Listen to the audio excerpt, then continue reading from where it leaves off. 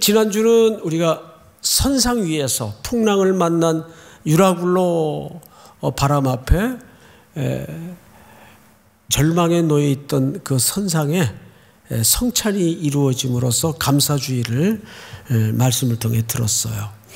이제 오늘은 다시 에베소서 강해로 돌아와서 우리 인간에게는 세 가지 기본적인 관계가 있다고 말씀을 드렸습니다. 첫 번째 관계가 부부관계입니다. 지지난주 나누었던 말씀이에요. 부부관계. 이 부부관계는 첫째,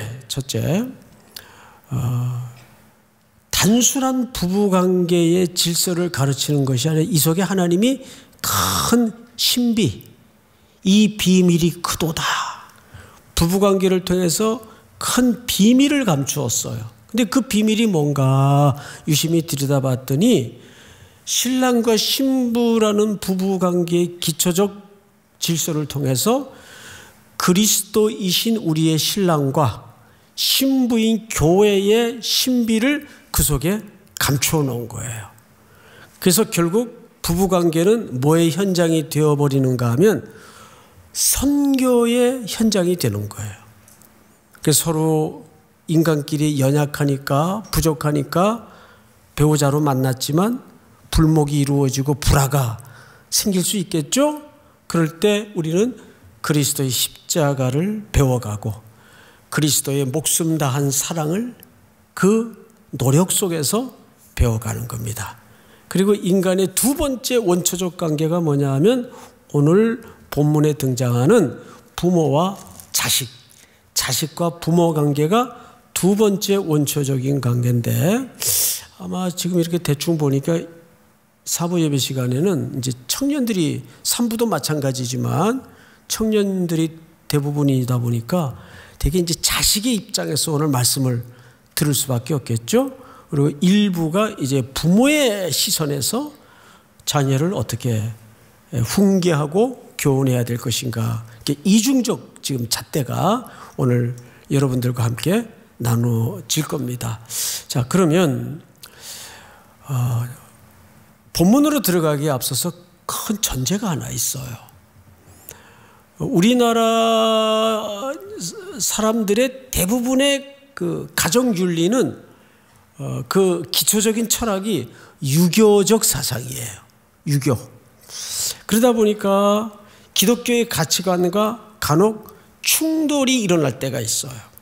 뭐 장유, 유서 뭐 이런 잘 아는 질서가 우리 한국 사람들은 이 나이 질서가 굉장히 중요해요. 싸우다가도 너만 몇 살이야? 아니 왜 싸우다가 나이를 갑자기 물어요? 그 웃기는 민족이에요. 그게 사실은 유교 사상의 그 발로입니다. 그러니까 로마 시대도 로마 시대의 사회적 통념과 로마의 철학이 가정의 철학일 수밖에 없었고 부모 자식 간의 관계의 원리일 수밖에 없단 말이죠. 그래서 이 본문을 제대로 이해하기 위해서는 로마 시대의 부모 자식 간의 관계는 어떠했는가, 이 굉장히 중요한 본문 해석의 이해를 돕는 내용일 수밖에 없습니다. 자, 그 사회적 통념은 우리가 본문을 이제 풀어가면서 이제 말씀을 좀 나누도록 하겠습니다. 우리 에베소서 6장 1절을 좀 볼까요? 1절. 두 번째 질서인데, 자녀들아 주 안에서 너희 부모에게 순종하라. 이 순종하라는 말은 잘 들으라 이 뜻이죠. 이것이 어떠하니라? 옳으니라 그랬어요. 옳으니라. 여러분, 이 옳다라는 말은 무슨 뜻인가 하면 이런 뜻입니다. 그것이 하나님이 저와 여러분들을 창조하실 때 원래의 본성이니라 그 뜻이에요. 다시 이 옳으니라라는 말은 맞고 틀리고의 간단한 문제를 뛰어넘어서 더 본질적인 얘기인데, 그것이 적절하다, 그것이 정당하다, 그것이 본성이다 그 말이에요. 여러분, 우리 원래 본성은 하나님이 부모를 잘 공경하는 본성으로 만들었어요. 그런데 아담 속에 인류가 죄를 짓는 순간부터 인류에게는 깊은 절대적인 타락이 찾아왔습니다. 그래서 부모를 거스리고 거역하는 비틀려진 잘못된 원래의 본성이 파괴되고 말았습니다. 그래서 광야 시절부터 불효가 벌어지고 또 창세기 아담의 타락 이후로 인류는 부모님에게 저항하고 거역하는 죄의 열매들이 나타나기 시작했어요. 십계명이라는 것은 언제적에 백성들에게 제시된 건가 하면 광야 시대에 제시됐어요. 그 말은 뒤집어 얘기하면 그 이전에 이미 부모를 거스리는 일들이 있었다는 얘기일까요? 없었는데 그냥 법을 만든 걸까요? 당연히 있었다는 얘기예요. 근데 여기 옳은이라는 말은 이런 뜻입니다. 그 하나님이 우리를 창조하실 때 원래 만들어 놓은 그 형상을 회복하고 돌아가고 찾아가라 그 뜻이에요. 그거를 어느 관계를 통해서? 부모 자식 간의 관계를 통해서. 자, 지금부터 부모 자식 간의 관계를 조금 원리적인 측면에서 신학적인 측면에서 좀 같이 고민을 한번 해보십시다. 송태근이가 이 땅에 지금 존재해요. 60이 넘도록까지. 근데 저는 뭐 진화론자들의 논리처럼 어쩌다가 우연히 생긴 존재일까요? 아니면 하늘에서 툭 떨어진 존재일까요? 누군가 저를 물리적으로 생산한 분이 계세요. 저희 어머님과 저희 아버님이에요.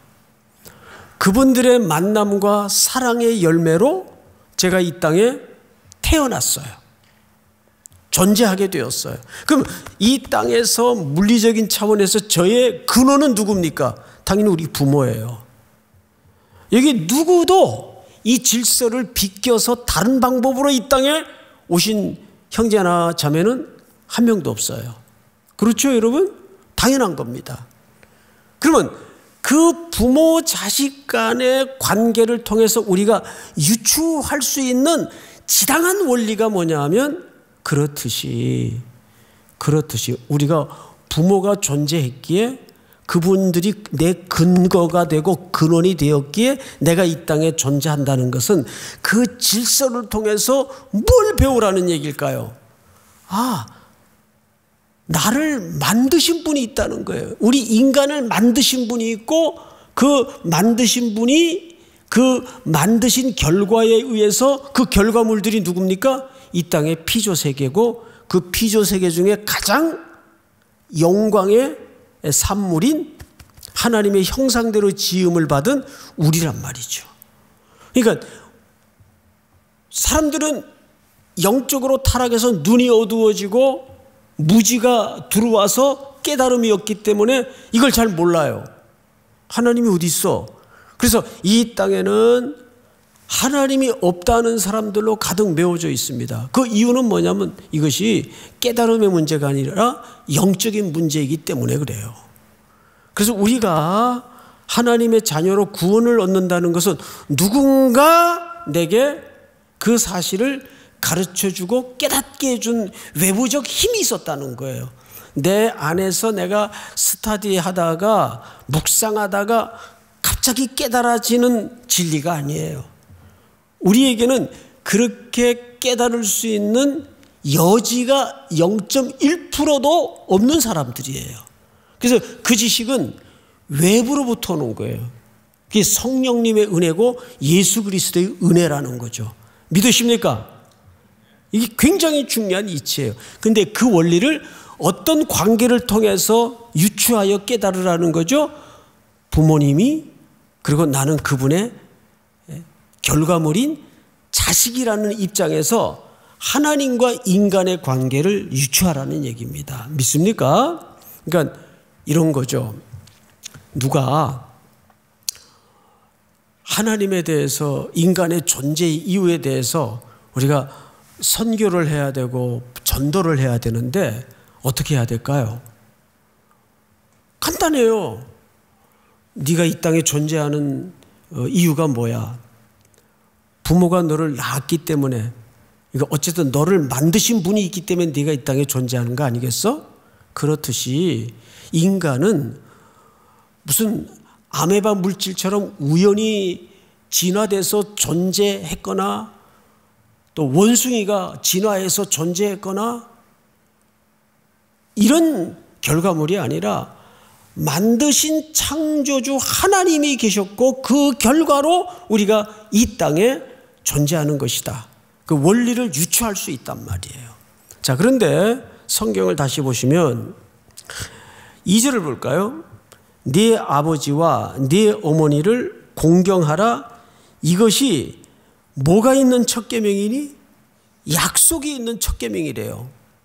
그러니까 5계명은 유일하게 약속이 있는 첫 계명이라는 얘기예요. 그 약속이 뭐냐? 3절을 우리 전체가 한번 다 같이 읽어보십시다. 3절 시작. 이로써 내가 잘되고 땅에서 장수하리라. 이로써 네가 잘되고 땅에서 장수하리라. 자, 앞을 잠깐 보실까요? 그래서 이거를 이렇게 오해하는 분들이 계세요. 그럼 뭐 효도를 잘하면 부모 말에 순종을 잘하면 자다가도 떡이 나오고 또 어디 개발되는 정보가 빨리 들어와서 땅 부자가 되고 그리고 목숨도 길게 오래 산다는 그 얘기일까? 그런 단순한 물리적인 약속이 아닙니다. 이 약속의 원래 취지를 우리가 알기 위해서는 결국 성경의 레퍼런스를 쫓아가 볼 수밖에 없어요. 우리 순서를 따라서 한번 보십시다. 출애굽기 20장 띄워주세요. 제가 좀 읽겠습니다. 네 부모를 공경하라. 이거 5계명이죠. 5계명.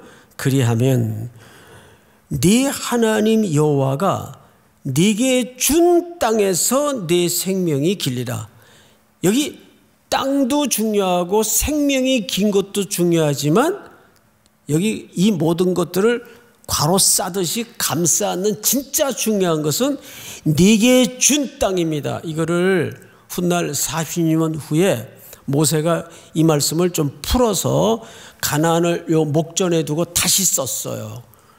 다시 쓴 하나님의 명령이 신명기라 그러죠. 예, 그 신명기 5장을 한번 보십시다. 자, 이 약속은 신명기 5장에 기록한 내용인데 출애굽기 20장의 내용을 조금 더 풀어 쓴 내용입니다. 시작. 너는 내 하나님 여호와께서 명령한 대로 내 부모를 공경하라. 그리하면 내 하나님 여호와가 내게 준 땅에서 내 생명이 길고 복을 누리리라. 자, 이 본문을 잘 보세요. 부모를 공경하라. 그리하면 네 하나님 여호와가 여기서도 내게 준 땅이에요. 그러면 우리 청년들 잘 들어보세요. 지금 신명기라는 책은 이제 강만 건너면 가나안 땅이에요. 하나님이 이스라엘 백성들에게 준 유일한 땅이 어느 땅입니까? 가나안 땅이에요. 그러니까 여기서 말하는 네게 준 땅은 가나안 땅을 얘기하는 거예요. 가나안 땅에서 그 가나안 땅을 언약의 땅 또는 약속의 땅이라는 거죠.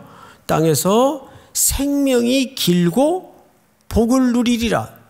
자, 여기에서 이 땅과 장수의 약속이 왜 등장하는가를 좀 아셔야 되는데, 가나안은 바로 예수 그리스도 안을 얘기합니다.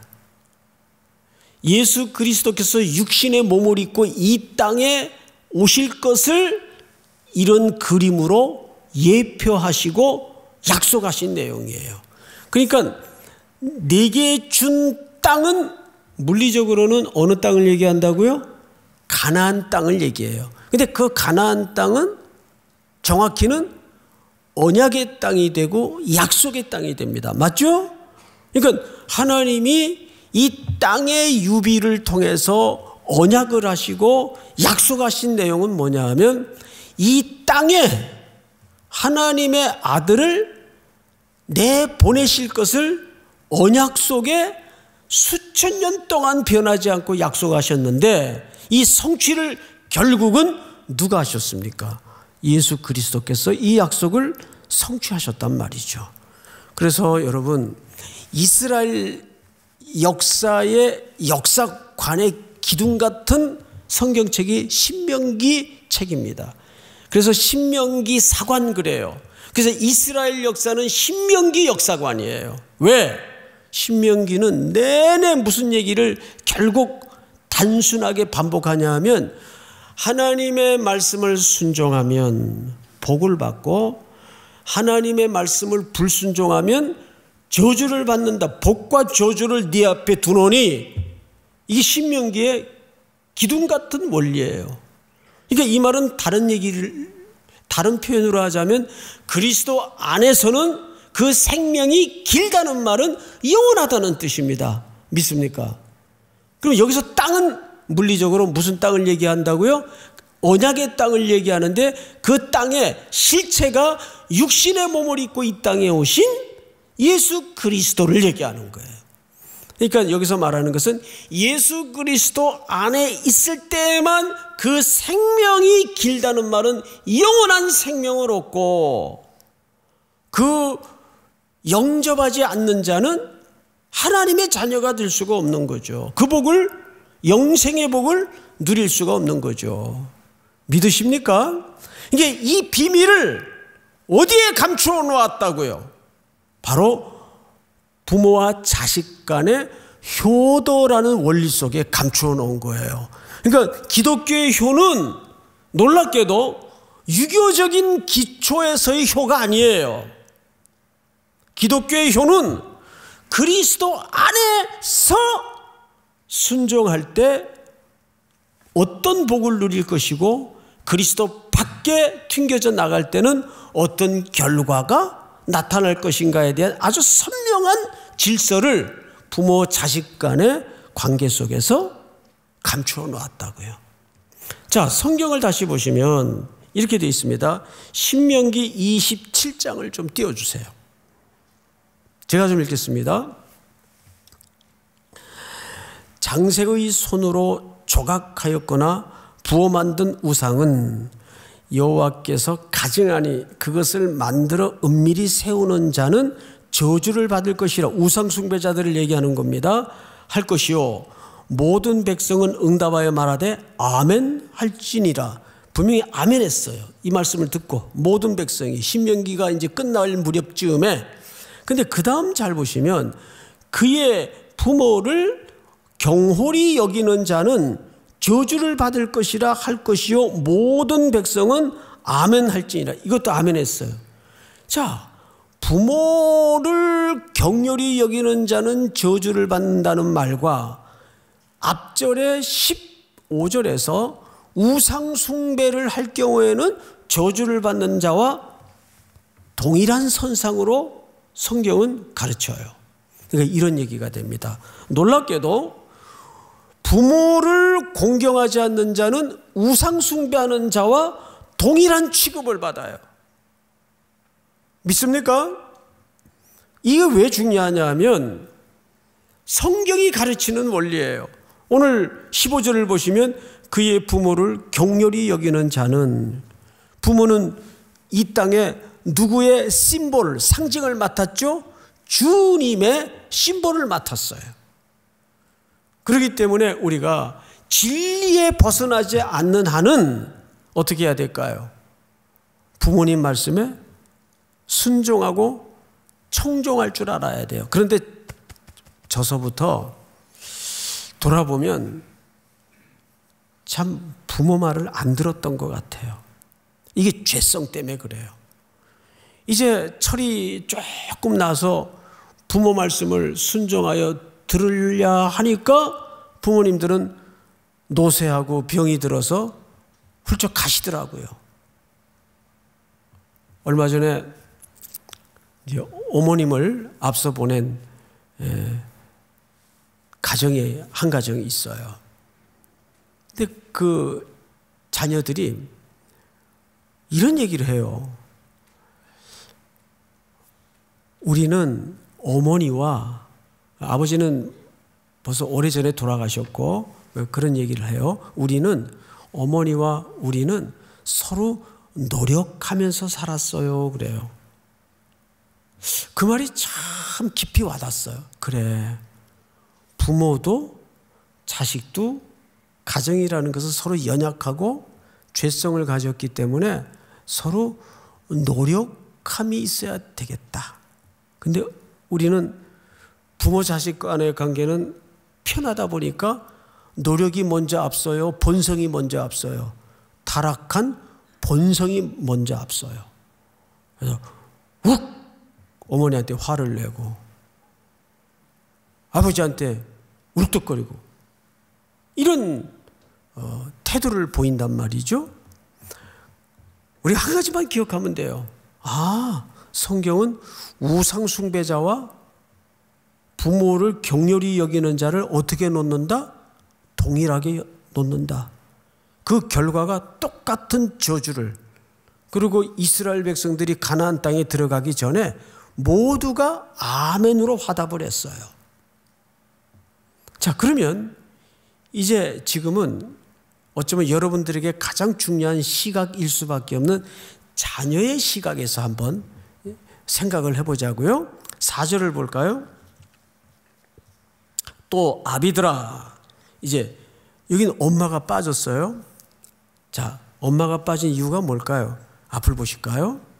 바로 여기에서 우리는 로마 시대의 아버지 상에 대해서 그 당시 사회적 통념에 대한 이해를 가져야 돼요.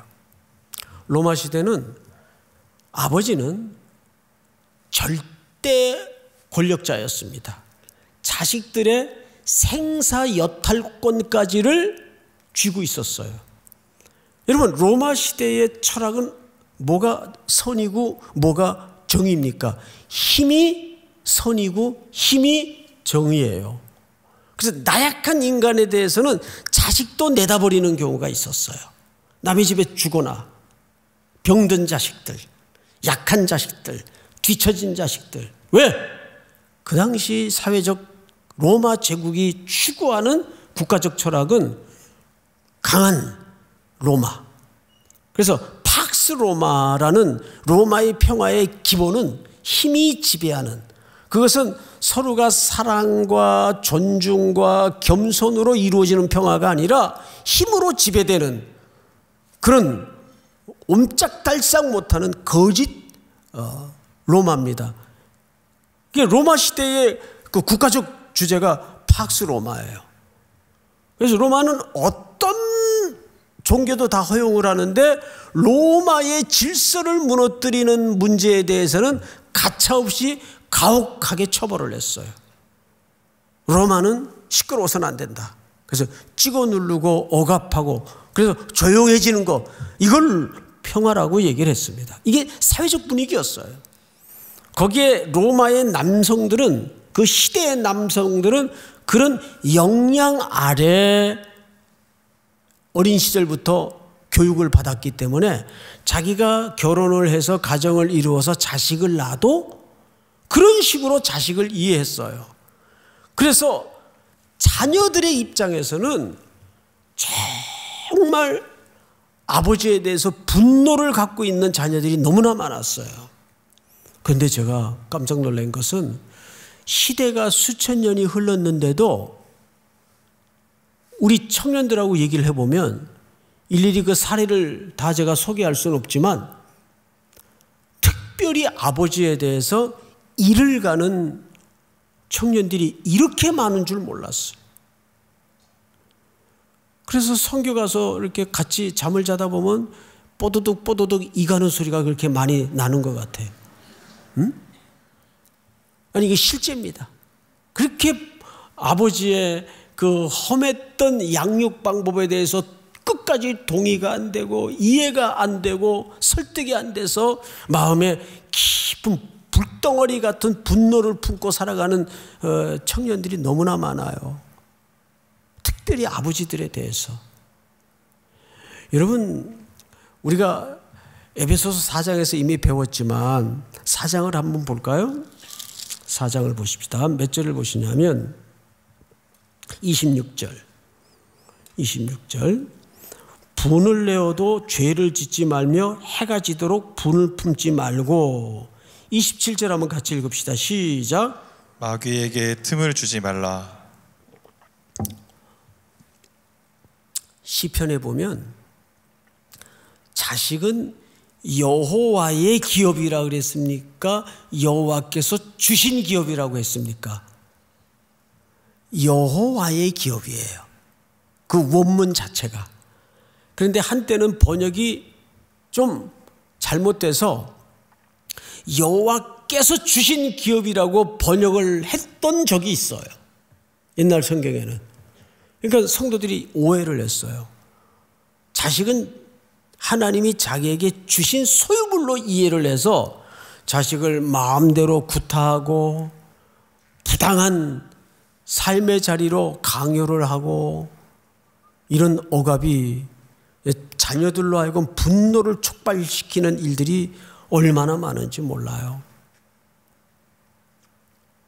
그런데 여기 보면 부는 누구에게 틈을 주는 거예요? 마귀에게 틈을 주는 거예요. 이 틈을 준다는 말은 무슨 뜻이라고 말씀을 드렸죠? 마귀의 발판을 삼게 하는 거예요. 디딤돌을 만드는 거예요. 그래서 여러분들도 장차 부모가 되겠지만 절대 화가 나 있을 때는 훈계를 안 해야 됩니다. 그것은 논리와 이론보다는 자기 감정에 앞서서 하나님 앞에 죄를 짓는 정도가 아니라 마귀에게 틈을 타게 만들어요. 그건 비단 아버지들의 문제만이 아니라 누구나 그렇습니다. 이 땅을 살아가는데 화가 나 있을 때는 그걸 먼저 삭히고 가라앉힌 다음에 대화를 해야 죄를 짓지 않게 됩니다. 마귀에게 틈을 주지 않게 됩니다. 그런데 대부분의 부모님들이 자녀들을 쉽게 생각해서 내 소유니까, 뭐 자녀들이 어리다 보니까 실수할 수도 있고 연약해서 잘못할 수도 있죠. 그러면 먼저 폭발을 해가지고 애를 때리는데 장난이 아니에요. 이게 보도되는 아픈 뉴스들을 보죠. 저도 돌아보면 저는 아버지하고 기억이 별로 없어요. 제가 8살 때 돌아가시고 초등학교 막 입학할 때, 그러니까 입학도 못 보셨죠.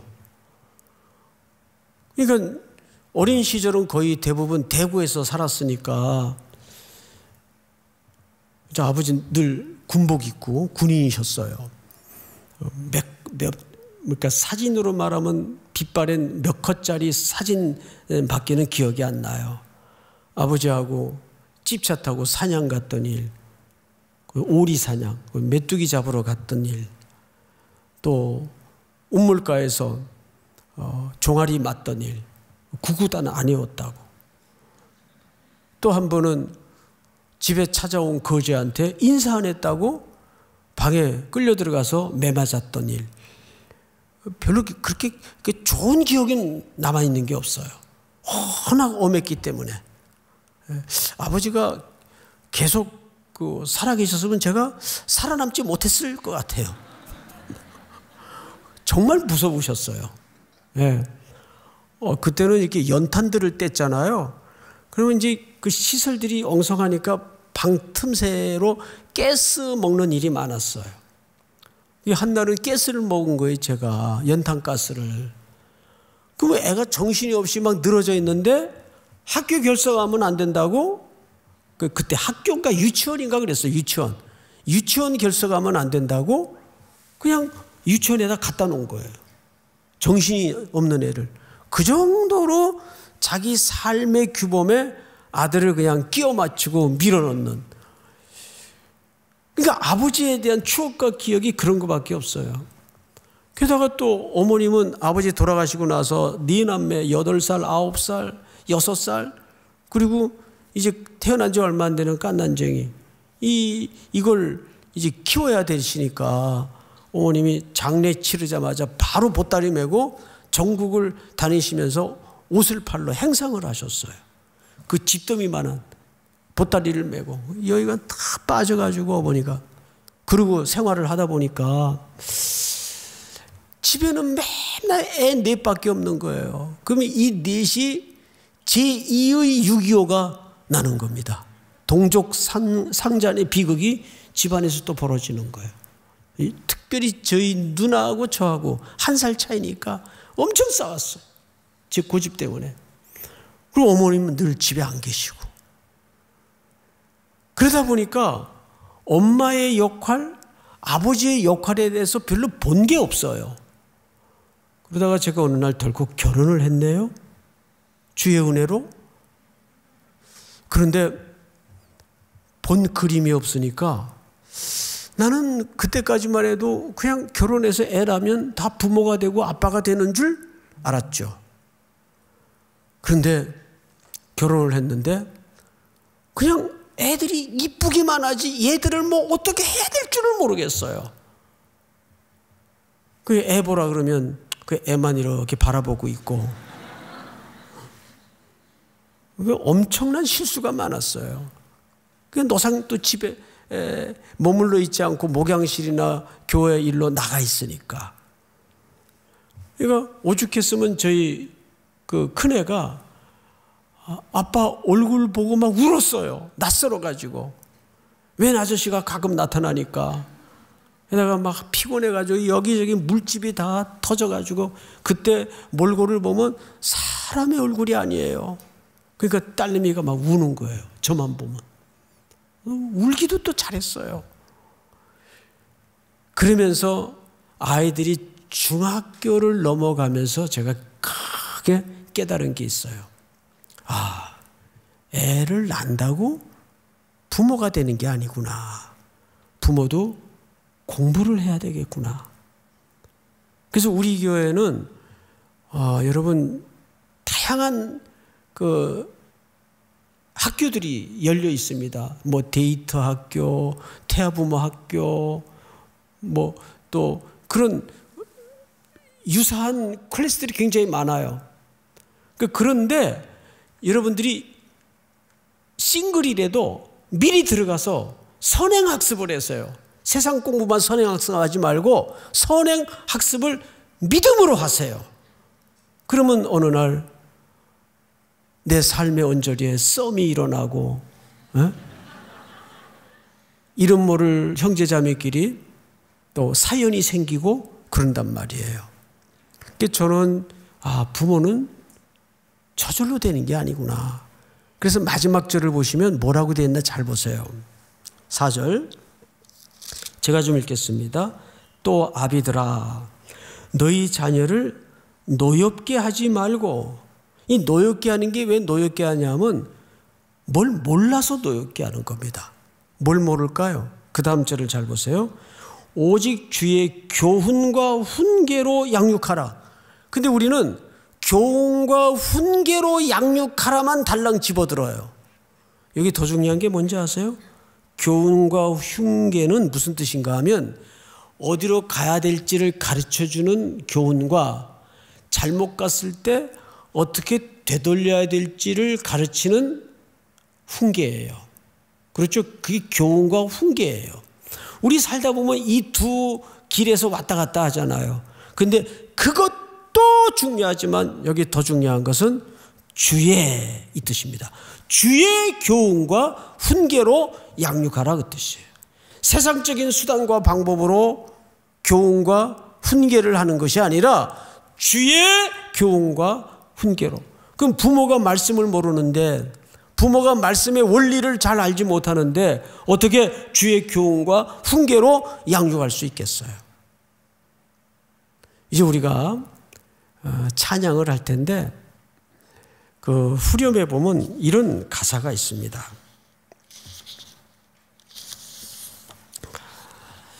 지으신 그대로 회복시킨 우리의 창조주 그리스도 십자가의 길로 아버지의 뜻 이루셨네. 그가 이 땅에 오신 이유. 그러니까 예수 그리스도께서는 창조주 하나님께 십자가의 기꺼이 자기 목숨을 제물되어 드림으로써 죽기까지 순종했어요. 왜? 그것이 아버지의 계획이었고 뜻이었기 때문에. 그러니까 우리는 부모와 자녀라는 관계를 통해서 바로 이 창조의 질서를 연습하는 거예요. 그러니까 서로 어머니 말씀이, 아버지 말씀이 진리가 아닌 좀 내가 정서적으로 안 맞고 불편한 내용이라도 우리는 그런 불편한 마음을 극복해내고 뭘 연습해야 될까요? 순종을 연습해야 되는 거예요. 저는 두 가지를 오늘 기도 제목으로 좀 나누고 싶은데, 첫째는 뜻밖의 우리 젊은이들 가운데 부모님하고 지금까지 오랜 시간 입 닫고 마음 닫고 불목한 관계에 있는 분들은 오늘로써 그 마음을 무너뜨리셔야 됩니다. 근데 내 힘으로 안 돼요. 성령께서 이 시간 여러분들의 마음을 계속 두들겨서 그 돌같이 굳은 마음이 허물어지고, 또 부모님들이 지금까지 나에게 돌봐주신 그 사랑을 돌아보면 누구의 사랑을 흐릿하나마 유추할 수 있죠? 하나님이 우리를 어떻게 사랑하셨는가를 유추할 수 있어요. 한 번은 아이들이 그러더라고요. 엄마 아빠를 통해서 정말 하나님의 사랑을 너무 깊게 배운다고 그런 얘기를 해요. 진짜요, 진짜. 예? 그런 걸 배우는 거예요. 부모의 사랑을 통해서. 그 사랑에 다시 한번 여러분들이 기도 속에 그 감사한 고백을 좀 실질적으로 할 수 있는 또 한 주가 되었으면 참 좋겠습니다. 우리 다 일어나십시다. 이 세상 가장 아름다운 그가 오신 이유.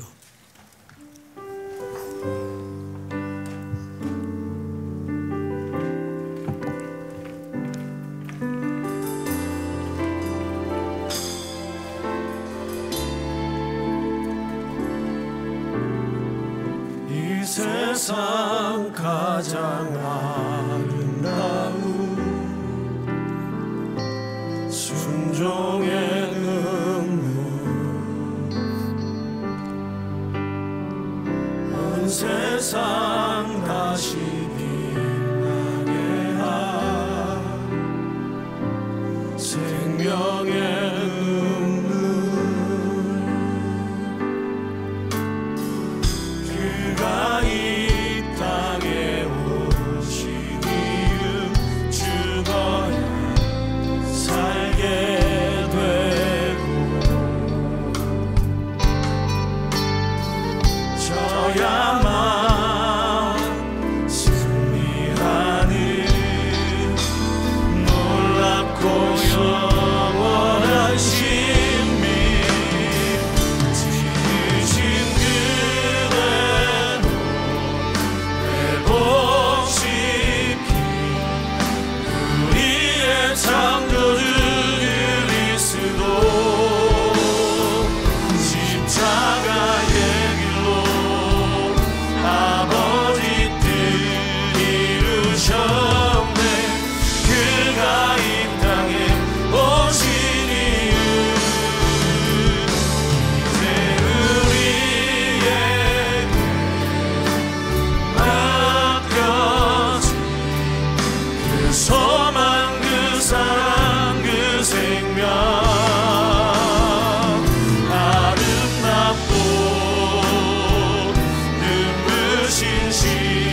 십자가의 길, 우리가 이 땅에 살아가 우리 다시 한번 지으신 그대로,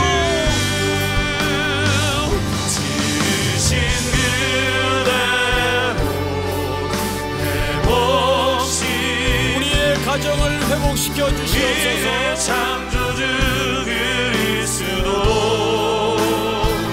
십자가의 아버지 뜻 이루셨네. 그가 이 땅에 오신 이유, 이제 우리에게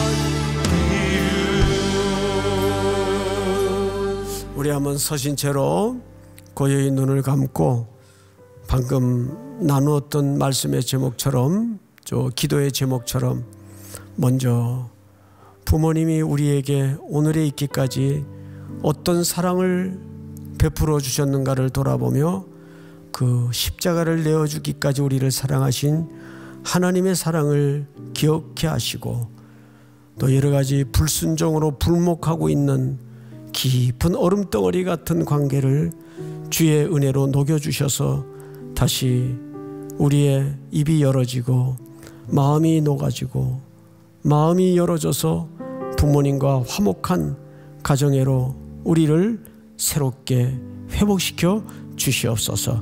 우리 시간 다 같이 한번 소리내서 통성으로 기도합니다. 사랑하시는 하나님 아버지, 감사합니다. 오늘도 우리들에게 귀한 시간을 주셔서 우리에게 베풀어 주신